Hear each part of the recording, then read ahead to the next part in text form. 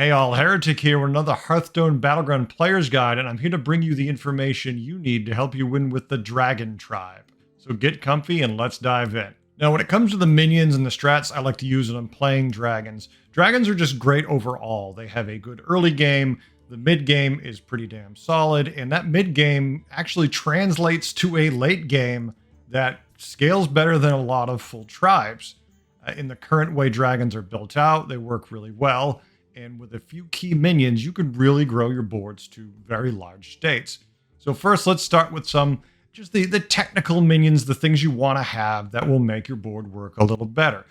Amber Guardian, if you don't have a lot of Divine Shields, Amber Guardian is going to randomly buff a dragon other than itself and give it Divine Shield. Next up, Nightmare Amalgam.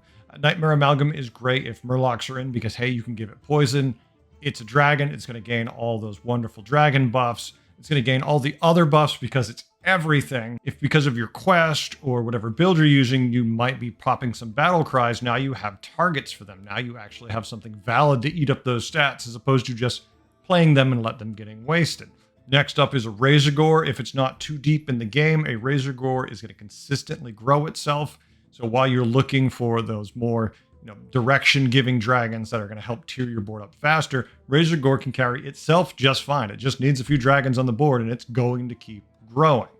Finally, Nadina the Red.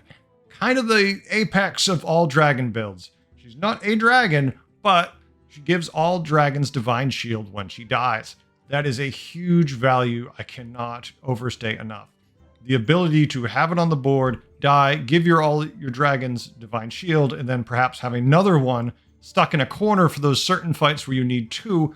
Now you can reset those shields. Again, Nadina is probably one of the most important dragons for the late game because while she's not a dragon, she enables them to survive those heavy hits they're going to be receiving while those combats are going. Now the builds in particular, let's start with a new one, but a very good one, Nether Drake and Whelp Smuggler. Basically, you fill your board with dragons. Nether Drake will trigger, give +1 attack to all your dragons, including itself. And then Whelp Smuggler, every time a dragon gains attack, will give them +1 health. This is a good combo that, since this is both tier 2 minions, can really scale up during the duration of the game. You don't need to keep that Whelp Smuggler forever, but if it's on the board for 7-10 turns, that's a lot of health being given to your entire board and really can give you one hell of a backline that can take some hits. Next up is Taragosa and Prize Promo Drake. These two small, inconspicuous dragons suddenly start the buffing train. They keep going, and they're permanent buffs on that Taragosa, so the value is huge. During the duration of the game, they can become massive minions. The Prize Promo Drake might always be small, and extra buffs you might want to throw on it just to make it relevant to the combat. It is still amazing. The real issue with the Prize Promo Drake is you have to play the positioning game with it, and that can be frustrating at times, giving you not optimal boards, but considering the stats you're getting, well worth the investment. Finally, we have Kalecgos. Kalecgos is the veteran. Been there forever. Once was the most powerful scaling way you could get with dragons. Now, it's showing its age. It's a little slow. That being said, a Kalecgos at the right time is still buffing your entire board. The problem is you need the Kalecgos, and then you need battle cries. So you need to have a spot for the Kalecgos. Then you need to have a spot to cycle battle cries. In the current dragon format, that can be tough to do. That being said, if you can triple Kalecgos or get 2 of them early, you're going to gain so many stats. This definitely can compete with other dragon builds. It's not going to be quite as fast, but it certainly can do the job, and if you get it at the right time, can easily win you the lobby. Now, when it comes to the rewards I'm looking for when I'm questing with dragons, these aren't necessarily the best. These are just the ones I find perform the most consistently in my lobbies. And maybe they don't work for your particular game. It's just not achievable. But I find these are very consistent and work well. Evil Twin gives you a copy of your largest health minion once it's completed. Typically, these are going to be Taragosas. The only thing you need to remember while you're doing this is positioning is very important.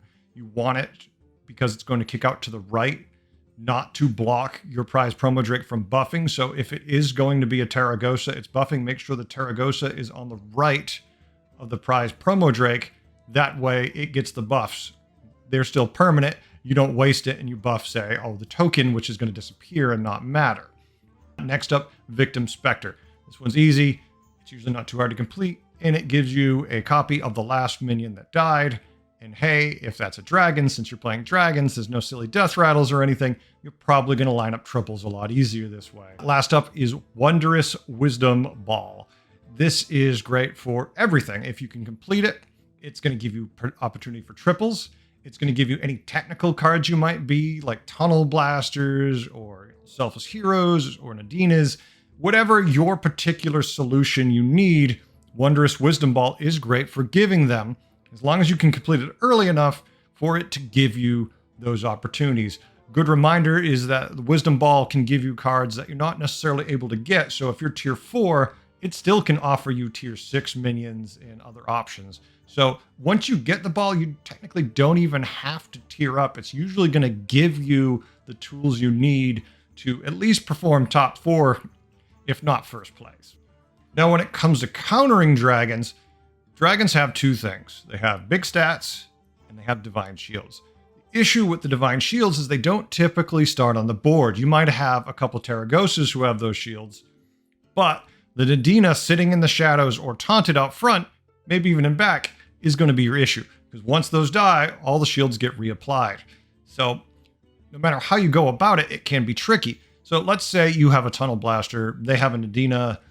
Obviously, the Tunnel Blaster has taunt. Let's say Nadina also does. Your Tunnel Blaster hits that Nadina, or they run their Nadina into your Tunnel Blaster. The Nadina doesn't die. If they're both just base stat line, the Tunnel Blaster dies. Then the Nadina dies from the death rattle of the Tunnel Blaster, and now all the dragons have Divine Shield. So it's a question of, do they both have taunt? Does only one of them have taunt? Because the Tunnel Blaster has to. The Nadina doesn't. What's their positioning like? If they both have taunt, your best bet is to put another minion capable of killing the Nadina, which is usually, a 7/4, not hard to do, in the first slot. Hope you go first. That killed the Nadina. Then your Tunnel Blaster gets hit or goes and knocks off all those shields. Once again, it depends how many taunts do you have? How many taunts does your opponent have? What's the positioning look like? There's a lot of, counterplay coming into question. If your whole board needs Divine Shields, say your max, that's tough, because if you just knocked off all the shields, you knocked off all your shields too. So that isn't working for you either. So failing that you can come up with a good way to defeat their shields, you're going to need Leroy's without the Tunnel Blaster, because that's a bad combo. You're going to need just a lot of stats, your own Divine Shields, and try to brawl your way through. That's a fight that favors the dragons, but if you can't get through it with Tunnel Blaster, that's going to be your best bet. Overall, I've always enjoyed dragons. They have lots of high roll potential. There's good technical plays you can make them, from positioning with Divine Shields to countering your opponent's, attempts to counter your Divine Shields. There's a lot you can do with dragons, and I find that very enjoyable. One of the best things about them right now is their big builds, the ones they typically want, are low. They're tier 2, they're tier 3 and 4 minions. You don't need to go hunting for that Caligos to get a very effective, easily can win the lobby dragon board. That means the minions you need are more plentiful and they're easier to access. That's a lot of fun. It's nice to not have to find minions in tier 5 and 6 to get your build going, to know I can find it right here in tier 4, get my entire build, then go to 5, then pick up a triple into a Nadina, and all of a sudden, my board's unstoppable. There's still some good minions in 6, but you don't need them till the very late game. So that's very enjoyable. Dragons are a ton of fun, well worth your time to figure out. You're going to love it. Dragons are great. Stay tuned. I have more guides on the way. I hope you learned a few things today and had a good time. I know I did. Thanks for watching.